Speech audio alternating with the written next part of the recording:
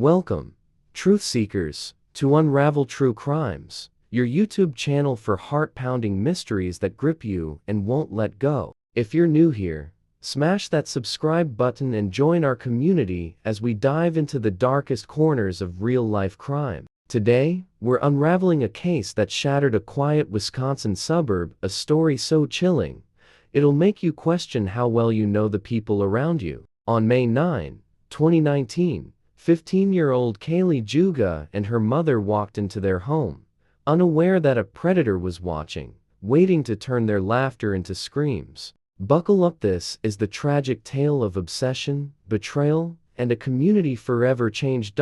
In the serene suburb of Kenosha, Wisconsin, May 9, 2019 folded like any typical Thursday. 15-year-old Kaylie Juga, a spirited cheerleader with dreams of becoming a nurse, stepped off the school bus, her infectious laughter trailing behind her. Her mother, Lisa Juga, a devoted single mom, drove them home, the car filled with their favorite pop songs and playful banter about Kaylie's school day. The pair settled into their modest home, kicking off shoes and unwinding in the cozy living room. Neighbors waved as they passed, unaware that the quiet street was about to become a crime scene. Kaylie texted friends about weekend plans, her smile lighting up the room. Lisa, proud of her daughter's vibrancy, felt at peace. But peace was an illusion. An open garage door left ajar in the rush of daily life became an invitation for disaster. Just beyond the walls, a figure cloaked in darkness watched their every move, plotting a vengeance that would tear their world apart. How could a routine afternoon spiral into such unimaginable horror? What mistake allowed evil to slip through the cracks unnoticed? A hooded figure, dressed head to toe in black, moved with eerie precision through the Juga's open garage door. Martice Fuller, Kaylie's 15-year-old ex-boyfriend, was no stranger to the family, but today, he was a stranger to humanity. Expelled from school and stripped of his football dreams, he blamed Kaylie for his downfall. His mind, twisted by rejection and rage, had festered for weeks. Clutched in his hand was a stolen handgun, its weight a grim promise of destruction. Doorbell cameras from a neighbor's house caught fleeting glimpses of his shadow, but in the bright daylight, no one raised an alarm. Inside, the music blared, Kaylie's favorite playlist drowning out the soft creak of his footsteps. The Juga home, once a sanctuary of warmth, was now a stage for tragedy. Martice's heart pounded, not with fear, but with a cold, calculated resolve. He knew the layout of the house, having been welcomed there in happier times. As he crossed the threshold, the air thickened with dread. Kaylie and Lisa, lost in their moment of joy, had no idea a monster was among them. How does a teenager become a predator? What drives a young heart to such darkness? The first gunshot ripped through the house like a thunderclap, silencing the music and laughter. 7 shots followed in rapid succession, each one a dagger to the heart of the Juga home. Kaylie, vibrant and full of life moments ago, collapsed in the living room, her body crumpling under the brutal assault. Blood pooled beneath her, staining the carpet she danced on just minutes before. Lisa, struck by bullets meant to kill, threw herself over her daughter, a mother's instinct overriding her own pain. The hooded figure stood over them, his face obscured, but his intent clear. Neighbors, startled by the gunfire, froze in their yards. The peaceful street, now a war zone. Across the road, a doorbell camera captured the chilling echoes of those shots, a haunting record of the chaos. Martice paused, ensuring his target, Kaylie, the girl he once claimed to love, was beyond saving. Then, a coward, he fled, leaving devastation in his wake. Inside, the air was heavy with gunpowder and grief. How could a quiet neighborhood become the backdrop for such horror? Who was this monster who turned love into lethal rage? Lisa Juga, pierced by bullets and clinging to life, refused to let her story end. Sprawled on the blood-soaked floor, she crawled to her phone, her hands trembling, but her will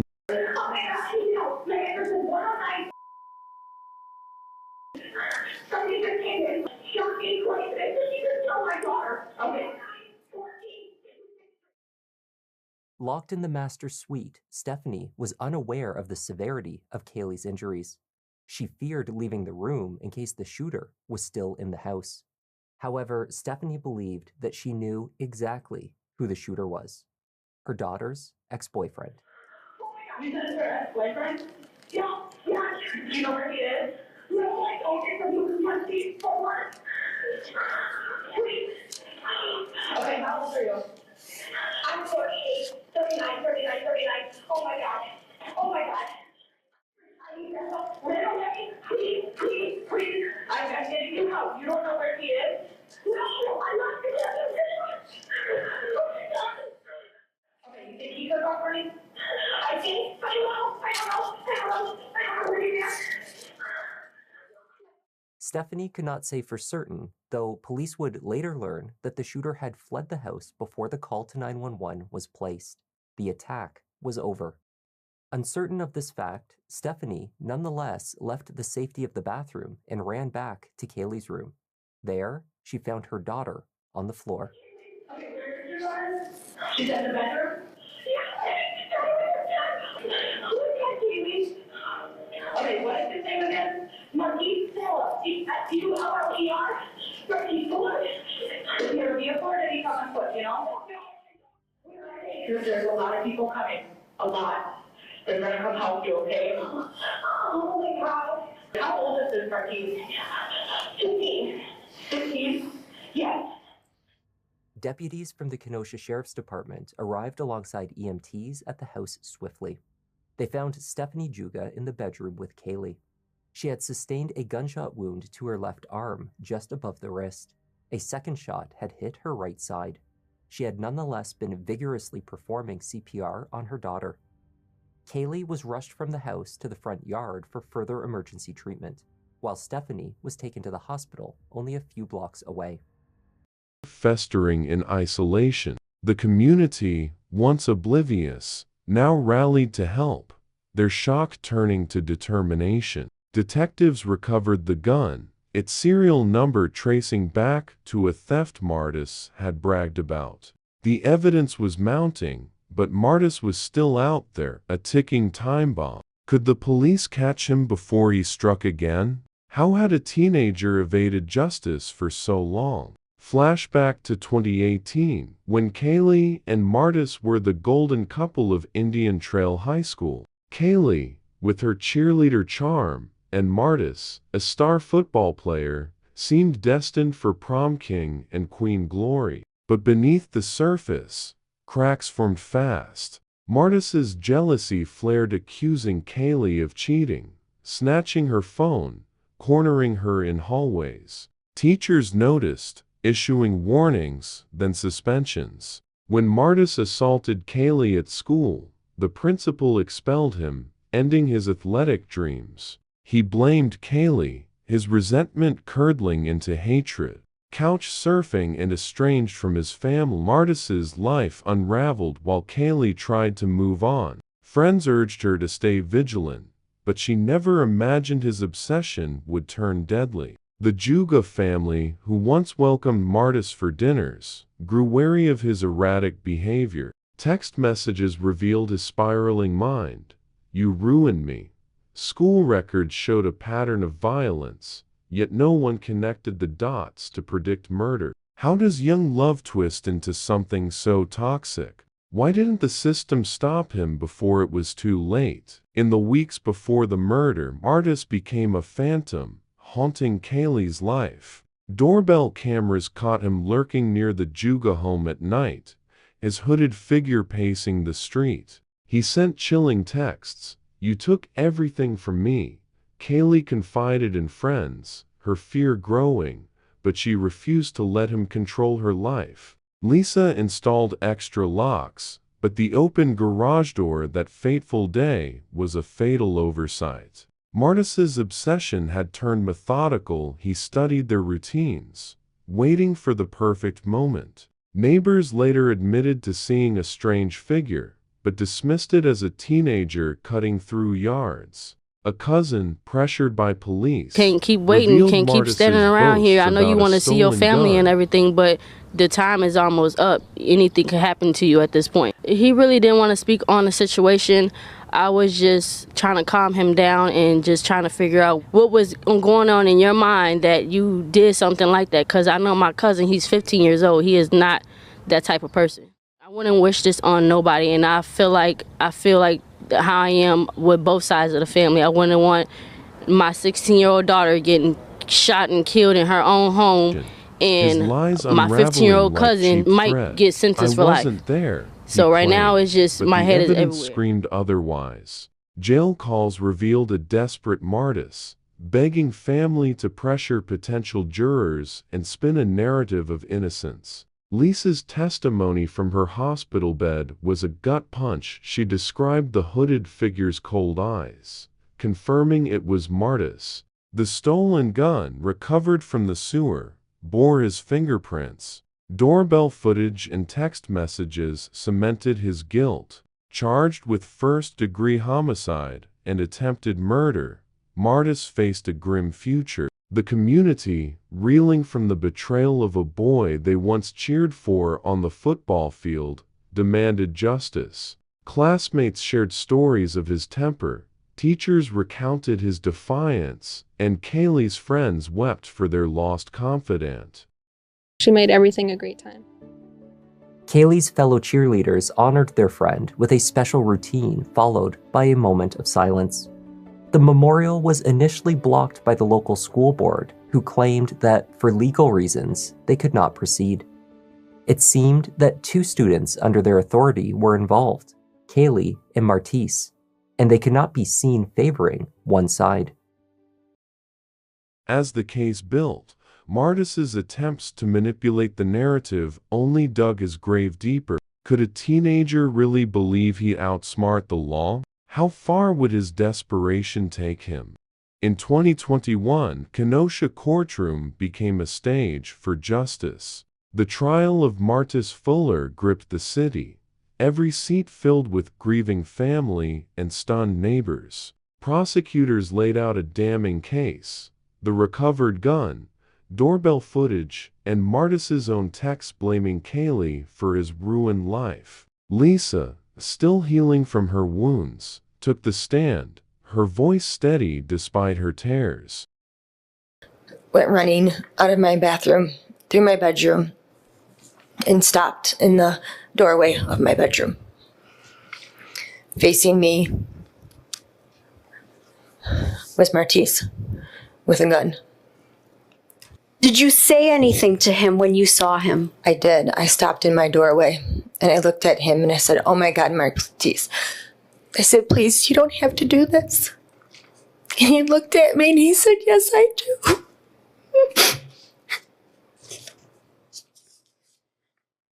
Stephanie explained how she tried to render aid to Kaylie, but it had been too late. So then I tried to start doing CPR as best as I could. And was that, were you able to do that having been shot in your own wrist? At that moment, it was very painful, but I didn't care. Trying to save her was more important. Did your daughter die as a result of those shots? She did. Yes. Right there on the lawn or earlier? I think she died in her room. About Martice's violent outbursts at school, painting a picture of a teen spiraling out of control. With me, he called me a liar. He told me that I didn't know what I was talking about or what I had seen. He put his finger in my face. We had to take a break for him to take a walk. Ultimately, we had to call Dad to convince him to sign it. Did his father come or did he just talk to him over the phone? He spoke to him over the phone. I had told both students that I was going to split them up. They had several classes together, and Martice did not want that to happen. And there was a day during his suspension that he was calling every office in the school building, trying to get to me so he could convince me not to change their schedules. Students are usually not very happy with me when they meet with me because it's my job to do discipline. However, this was an extreme case for me. I was scared. You were scared of Martice. Yes. I explained to him that this is what was going to happen. He kept trying to tell me that that's not what Kaylie wanted, that that's not what he wanted, that it wasn't as bad as what I thought. I ultimately had to hang up the phone on him because he would not stop talking. Painting a picture of a teen spiraling out of control. Martice, now 17, oscillated between crocodile tears and defiance, claiming the media had lied about him. The jury saw through it. Then came a bombshell. Recorded jail calls exposed Martice's attempts to tamper with jurors, adding new charges. The evidence was overwhelming. The verdict swift guilty on all counts. Kaylie's family exhaled, but their pain remained raw. How does a community heal from such betrayal? Would this verdict bring closure or open new wounds? On May 21, 2021, Martice Fuller, now 18, stood for sentencing in a hushed courtroom. Kaylie. At his sentencing hearing, Martice had his attorney read a prepared statement. He wrote that he was sorry for what had happened to Kaylie, but he was innocent of murder. Truthfully, I am sorry about the pain you've all suffered through, but more importantly, the loss of my ex-girlfriend Kaylie that I loved too. So I am sorry. Despite the hatred that is against me, I still am sorry. But I have to continue to stand innocent because I am. And I know that I've barely showed emotion throughout my time, but in all honesty, it is because it's hard to have tears left to cry knowing my mom lost a son, one of her children too. You sat emotionless until the verdict was returned. You seemed to have no ethos, no regret, no sorrow, no empathy. You are for you and no one else. You are a very dangerous and a damaged human being. Crushing sentence. Life without parole. Wisconsin's no death penalty law spared his life, but not his freedom. The gavel fell, locking away a monster who'd betrayed a community's trust. Kaylie's legacy endures, a bright soul extinguished too soon, a warning of obsession's deadly grip. Her cheerleading squad created a scholarship in her name, a beacon of hope amid the pain. Yet questions linger. How many warning signs were ignored? Could this tragedy have been stopped? The quiet streets of Kenosha heal slowly, the echoes of those 7 shots, a permanent scar. Is charged in count 1 of the information. We, the jury, find the defendant guilty of attempted first-degree intentional homicide as charged in count 2 of the information, dated today and signed by the foreperson. After the verdict was read, Martice looked to his family in the gallery. The realization that at the age of 16, he was likely to spend the rest of his life in prison must have set in slowly. It took a minute or two, but he tore off his face mask and began to sob.